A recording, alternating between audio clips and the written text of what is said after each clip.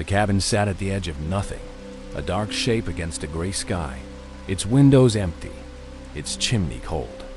For 10 years, no smoke had risen from it except in the deepest cold, and even then, barely enough to keep a single room warm. The man who lived there had not come to town in 8 years. The general store still held a box of supplies addressed to him, gathering dust. The children whispered that he was a ghost.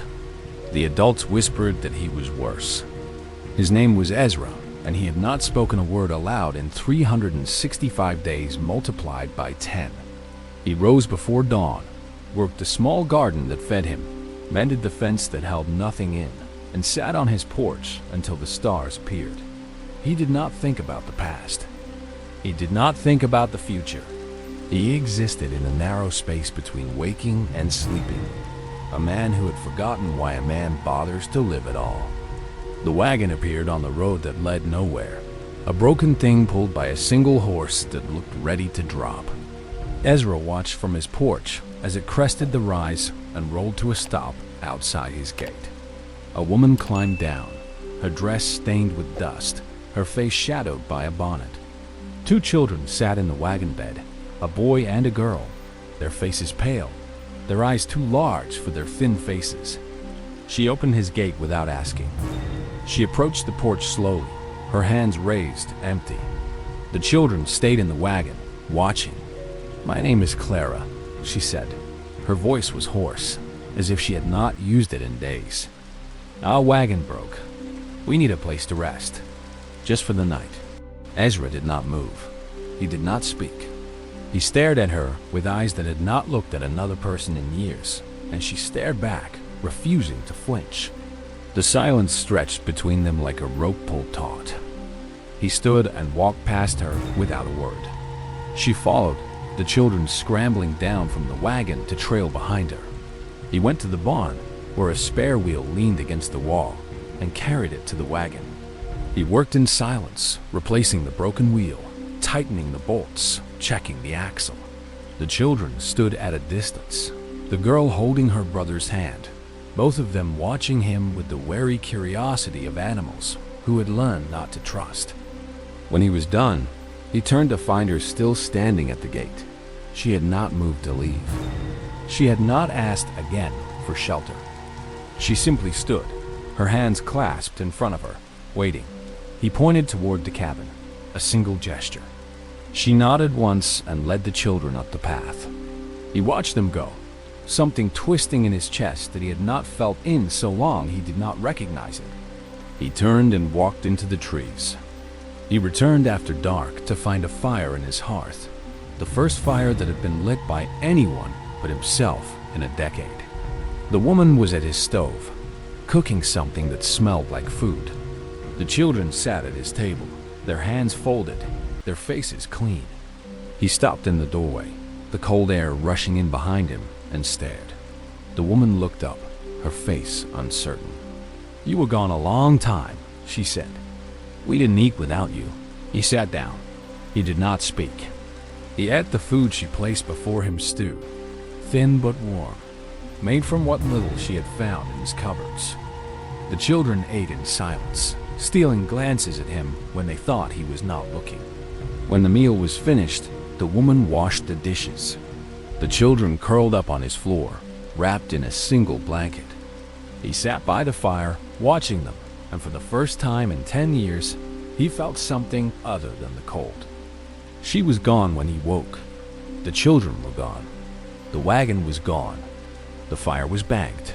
The dishes were stacked, and the blanket was folded neatly on the floor where the children had slept. He stood in the center of his cabin, surrounded by the silence he had chosen, and felt the absence of their presence, like a wound that had just begun to heal and had been torn open again. He went back to his porch and sat until the sun set. She returned a week later. This time, there was no broken wagon, no plea for shelter. She came with the children, a basket of bread on her arm, and stopped at his gate. "The children wanted to thank you," she said. He did not move from the porch. She waited. The children waited. Finally, he nodded once, a small gesture, barely perceptible. She opened the gate and led them up the path. She sat beside him on the porch and offered him a piece of bread. He took it. She came again and again. Each time, she brought something: bread, eggs, a jar of preserves. Each time, she sat on his porch, the children playing in his yard, and talked. She talked about her husband, a man who had died in a mining accident, leaving her with nothing but a wagon and 2 children. She talked about the towns that had turned her away, the doors that had closed in her face. She talked, and he listened, and slowly something began to thaw. One afternoon, she stopped talking. The children were down by the creek, skipping stones, their laughter drifting up through the trees. She looked at Ezra, at the lines on his face, at the emptiness in his eyes that was beginning to fill with something she could not name. "You don't talk," she said. It was not a question. He shook his head. "Why?" He was silent for a long time. Then he reached into his shirt and pulled out a small locket, worn smooth by years of handling.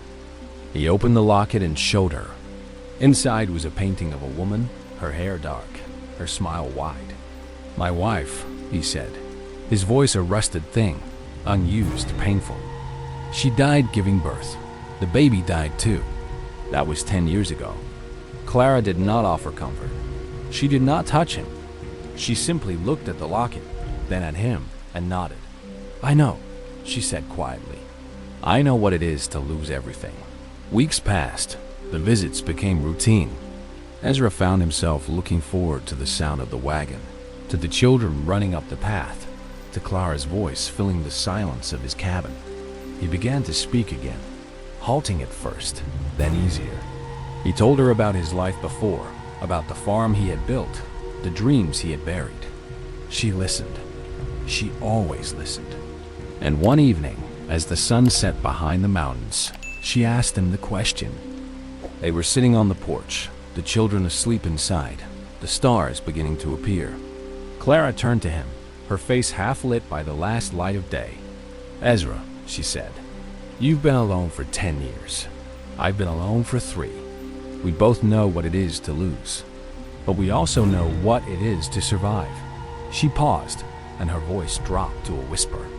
"You want a wife to keep your house warm, or do you want another winter alone?" He stared at her. The words hung in the air between them, heavier than any silence. He thought of the 10 winters he had spent alone, the fire burning low, the bed cold beside him. He thought of the children sleeping inside, of the sound of their laughter echoing across his valley. He thought of Clara's voice, the way it filled the empty spaces of his cabin, the way it made him want to speak again. He opened his mouth, but no words came. She rose, thinking he had refused her. She turned to go inside, to gather the children, to leave.